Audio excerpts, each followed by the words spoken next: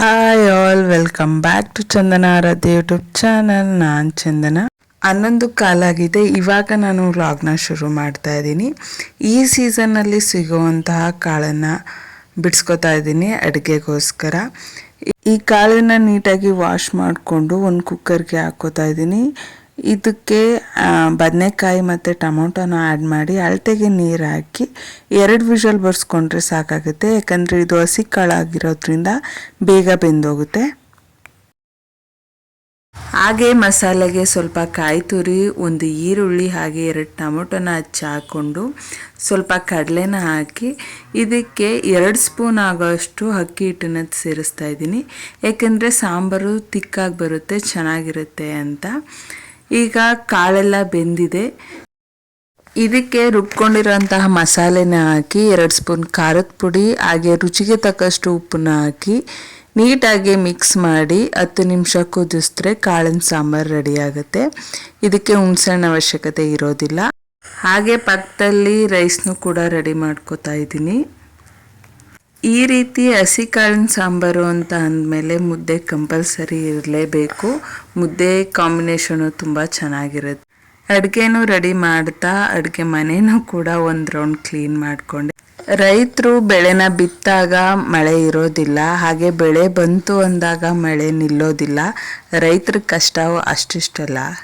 ಊಟ ಎಲ್ಲ ಮುಗಿಸೋವರೆಗೆ ಸಾಯಂಕಾಲ ಆಗೋಗಿತ್ತು. ಮಗ ಬರ್ತಿದ್ದ, ಅವನಿಗೆ ಪುಳಿಯೋಗರೆನ ರೆಡಿ ಮಾಡಿದೆ.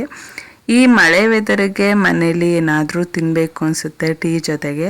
ಹಾಗಾಗಿ ಪುರಿ ಒಗ್ಗರಣೆನ ಮಾಡೋಣ ಅಂತ ರೆಡಿ ಮಾಡ್ಕೋತಾ ಇದ್ದೀನಿ. ಇಲ್ಲಿಗೆ ಸಾಂಬಾರು ಪುಡಿ, ಖಾರದ ಪುಡಿ ಮತ್ತು ಉಪ್ಪು ಹಾಕಿ 3 ಮಿಕ್ಸ್ ಮಾಡ್ಕೋತಾ ಇದ್ದೀನಿ. ಹಾಗೆ ಬೆಳ್ಳುಳ್ಳಿನ ಜಜ್ಜಿ ಇಟ್ಕೊಂಡಿದ್ದೀನಿ.